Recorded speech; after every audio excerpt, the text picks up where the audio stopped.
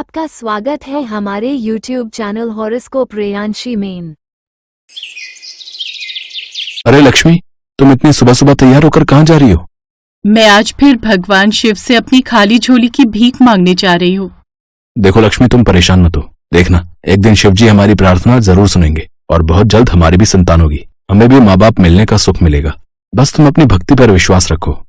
पिछले 5 सालों से अपनी भक्ति पर विश्वास ही तो रख रही हूँ। हर रोज मंदिर में एक नई उम्मीद लेकर जाती हूँ और लोगों के ताने सुनती हूँ। ये कहकर लक्ष्मी मंदिर चली जाती है और नम आंखों से भगवान शिव के आगे माथा पटक पटक कर रोती है। हे भगवान, मेरी भक्ति में ऐसी कौन सी कमी है जो पिछले 5 साल से रोज आपके आगे माथा टेक कर जाती हूँ, लेकिन अभी तक खाली झोली लौट कर जाती हूँ। मैं आपसे अपनी औलाद के लिए भीख मांगती हूँ।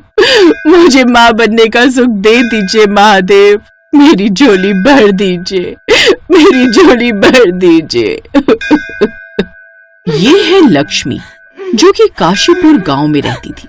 वो कई सालों से माँ बनने की कोशिश कर रही थी, लेकिन हर बार निराशा ही उसके हाथ लगती। लक्ष्मी की शादी एक ब्राह्मण परिवार में हुई थी। वे दोनों ही पति पत्नी भगवान शिव की बहुत पूजा करते थे और उन पर बहुत विश्वास रखते थे। वो रोज सुबह नहाकर 5 बजे मंदिर चले जाया करते थे। उनकी शादी को 5 साल हो गए थे, लेकिन उन्हें कोई संतान नहीं हुई थी, जिसके कारण उसे लोगों के काफी ताने भी सुनने पड़ते थे। ऐसे ही एक रोज जब वो कुएं से पानी लेने जा रही थी। अरे हटो हटो, तुम कैसे कुएं से पानी निकाल सकती हो? तुमको तो 5 साल से कोई बच्चा ही नहीं हुआ। पता भी ऐसी औरतों को क्या कहते हैं? अरे अरे जीजी, बस रहने भी दो। अब क्यों बेचारी के जख्मों पर नमक लगा रही हो? खुद ही दे दो अपने हाथों से कुएं से पानी निकाल कर इसे। अगर ये कुएं को हाथ लगाएगी तो ऐसा ना हो कि अगर बांझ ने इस कुएं को हाथ लगा दिया तो कुएं का पानी सूख जाए या फिर इसको पीने वाली औरतें भी बांझ हो जाएं। ये सब सुनकर लक्ष्मी पानी लेकर घर आ जाती है और घर आकर जोर जोर से रोने लगती है। भगवान, मुझे किस चीज की इतनी सजा दे रहे हो? बाहर के लोगों के ताने सुन सुनकर थक गई हूँ मैं। मुझ पर रहम करो, कुछ तो रहम करो प्रभु। अपने आप को संभालो लक्ष्मी। अब वो दिन दूर नहीं जब हम दोनों बहुत जल्दी माँ पिता का सुख पालेंगे। अगले दिन लक्ष्मी के घर के सामने से एक ब्राह्मण भूखे पेट गुजर रहा था और उन्होंने लक्ष्मी से खाना मांगा। बेटा, मैं 3 दिन से भूखा हूँ, क्या मुझे कुछ खाने को मिलेगा? हाँ हाँ बाबा, क्यों नहीं, जरूर मिलेगा।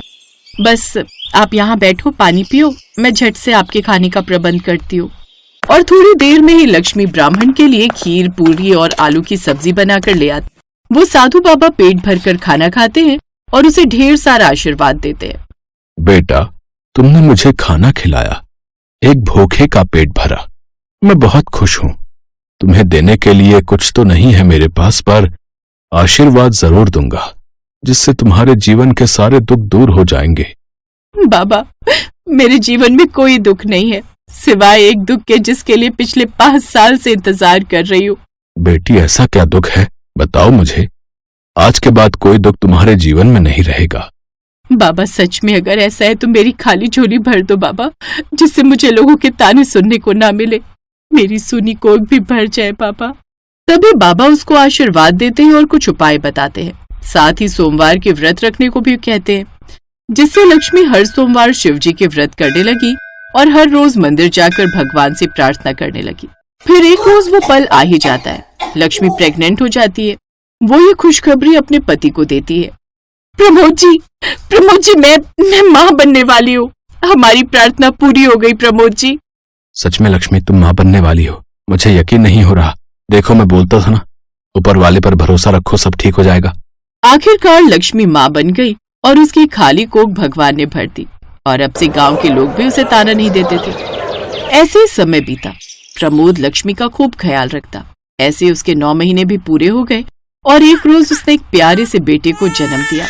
देखिए जी, बिल्कुल आप पर गया है। हाँ भाई, मेरा बेटा है, मुझ पर ही जाएगा। मैं अपने बेटे का नाम रुद्र रखूंगा। रुद्र यानी शिव का अंश। उन्होंने अपने बेटे का नाम रुद्र रखा। ऐसे 1 महीना बीत गया। लक्ष्मी घर का काम करती और अपने बेटे को भी रखती, और जब शाम को थका हारा प्रमोद घर आता तो अपने बेटे को बहुत लाड लड़ाता। एक रोज, अरे लक्ष्मी, ऐसा क्यों लग रहा है जैसे इसे बुखार हो? इसका शरीर भी गर्म लग रहा है। वो मौसम की वजह से गर्म लग रहा है। वैसे मैंने रुद्र को दवाई दे दी है। ऐसे धीरे धीरे समय बीतता जाता है और रुद्र 6 साल का हो जाता है। उसे घर पर छोड़कर लक्ष्मी खेतों के काम से बाहर आने जाने लगी, जिस कारण उसे अक्सर रुद्र को घर पर ही छोड़ना पड़ता। एक रोज, रुद्र उठो बेटा, स्कूल के लिए लेट हो जाओगे।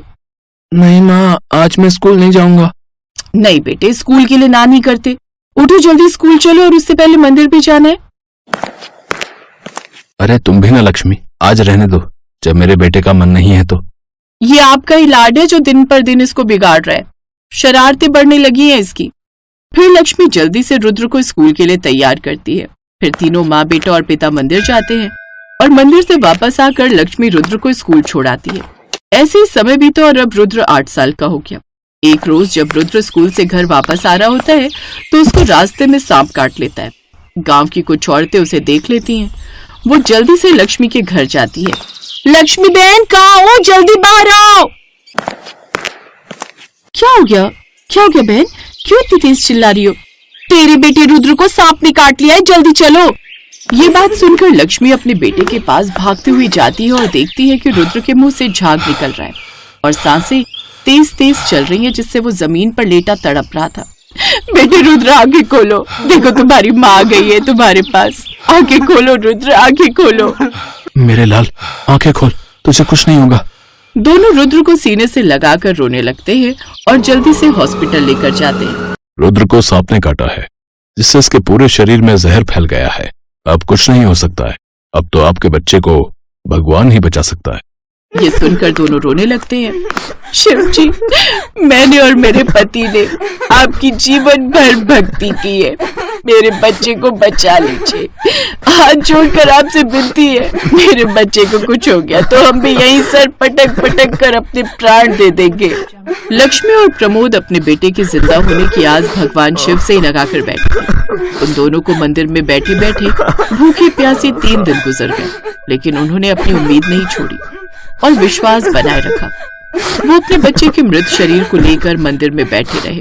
आज मेरे बेटे को 3 दिन हो गए, न कुछ खाया है न पिया है। बोलिए ना इसको आंखें खोले, चुप क्यों बैठे? बोलिए इसको आंखें खोले, इसकी माँ पुकार रही है। अपने आप को संभालो लक्ष्मी, होश में आओ। हम अपने बेटे को यहाँ से जिंदा करके ही लेकर जाएंगे और एक दिन इनको हमारी सुनना पड़ेगी। ये सब ऊपर बैठे भगवान शिव देख रहे थे, जिससे वो उन दोनों की भक्ति और विश्वास देखकर बहुत खुश हुए। मेरे भक्त को मेरी जरूरत है, वो मुझे बुला रहा है। मैं इन दोनों की भक्ति से बहुत खुश हूँ। मुझे इनकी इच्छा पूरी करनी ही होगी। मुझे इनके बच्चे के प्राण लौटाने ही होंगे।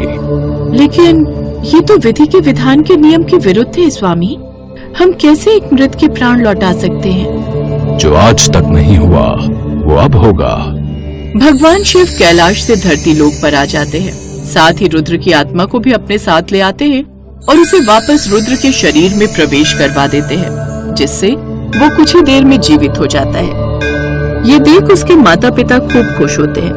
भगवान शिव उस बच्चे के प्राण डाल देते हैं और उनका बच्चा दोबारा जिंदा हो जाता है, जिसे देखकर वो दोनों खुश हो जाते हैं। शिव जी को अपने सामने देख वो उनका नमन करते हैं, साथ ही उनका धन्यवाद करते हैं। उन्हें आशीर्वाद देकर भोलेनाथ अंतर ध्यान हो जाते हैं। हे भोलेनाथ, आपका लाख लाख शुक्रिया। आपने मेरे बच्चे को नया जीवन दान दिया। शिव जी ने लौटाए मेरे बच्चे के प्राण। मुझे अपनी भक्ति पर पूरा विश्वास था। आपका लाख लाख शुक्रिया प्रभु। उस दिन के बाद उनका विश्वास भोलेनाथ पर और भी ज्यादा बढ़ गया और वो अब उनकी दिन रात भक्ति करने लगे।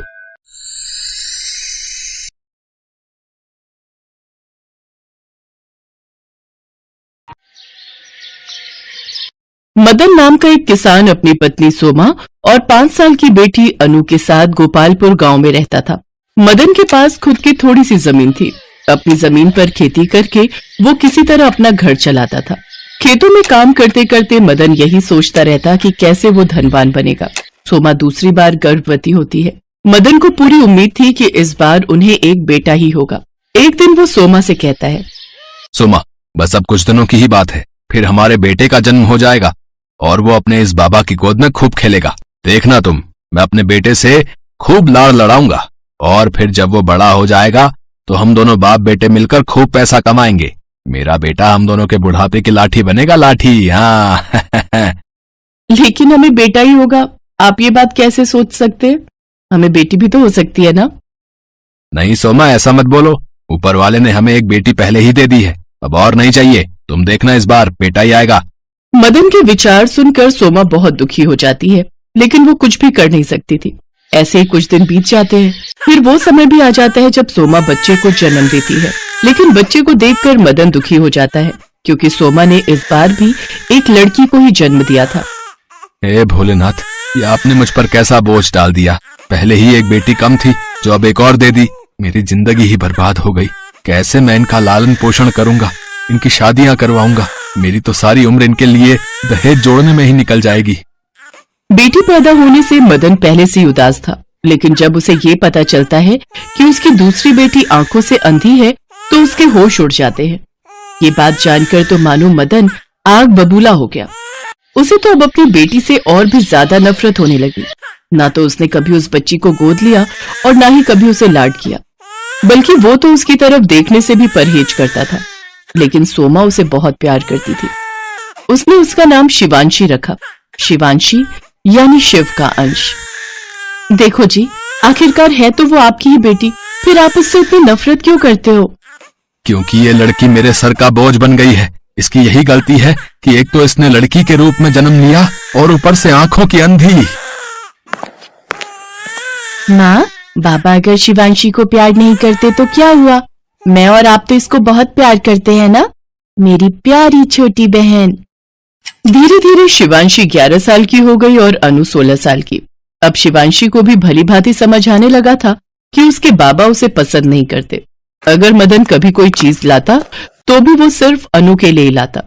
अनु, अनु, अरे कहाँ है मेरी बच्ची? देख तो बाबा तेरे लिए क्या लाए हैं।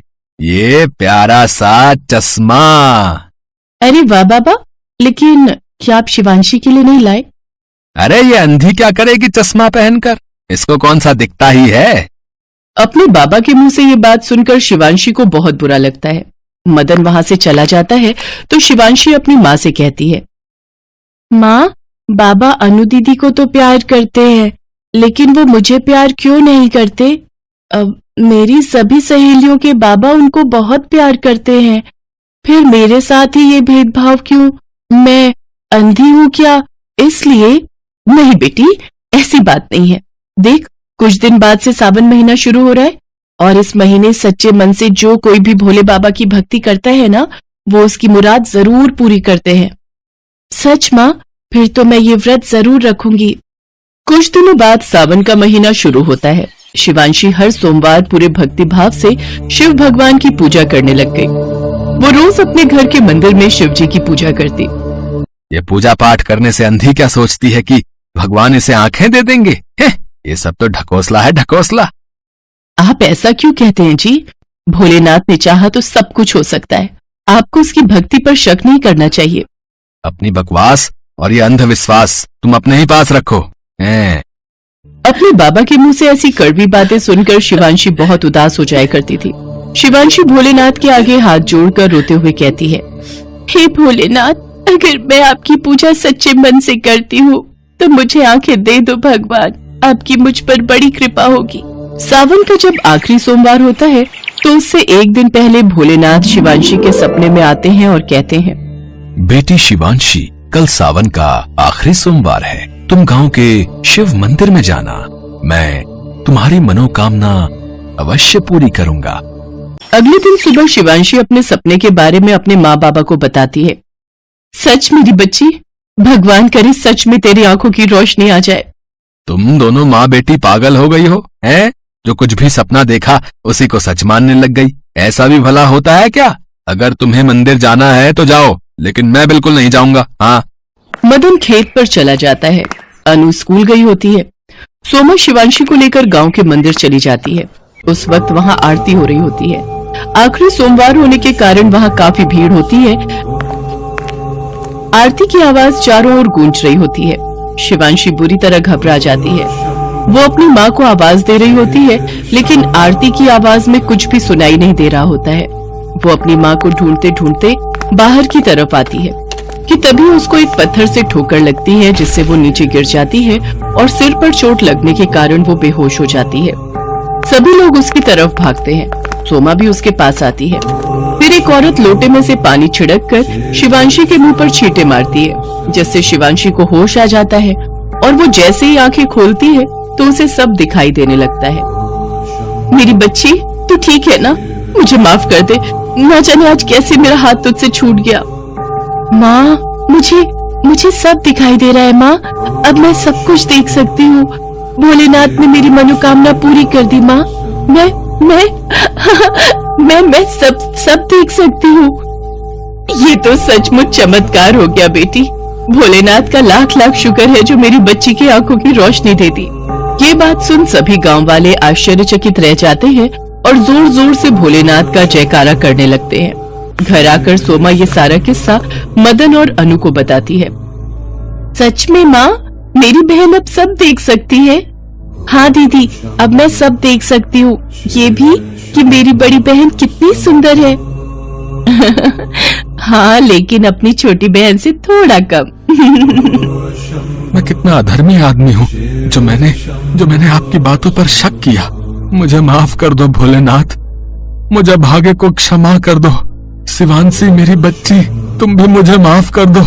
मैंने तुम्हें कभी भी बाप का प्यार नहीं दिया और तुझे हमेशा भला बुरा कहा, लेकिन अब मेरी अक्ल ठिकाने आ चुकी है। मेरी बच्ची, आ मेरे गले लग जा बच्ची। इसके बाद मदन अपनी दोनों बच्चियों को बहुत प्यार करता है और उनके साथ वो हर रोज भोलेनाथ की पूजा करता है। कुछ ही सालों में भगवान की कृपा से उनके पास काफी धन दौलत आ गई और वो काफी सुखपूर्वक अपना जीवन व्यतीत करने लगे। बड़ी बहन अनु पढ़ लिख कर वकील बन गई, तो वही शिवांशी एक डॉक्टर। अब मदन को अपनी दोनों बेटियों पर बहुत गर्व था। अगर ये वीडियो अच्छा लगा है तो लाइक और सब्सक्राइब करें हमारे ये YouTube चैनल को और जोर से बोले श्री शिवाय नमस्तुभ्याम।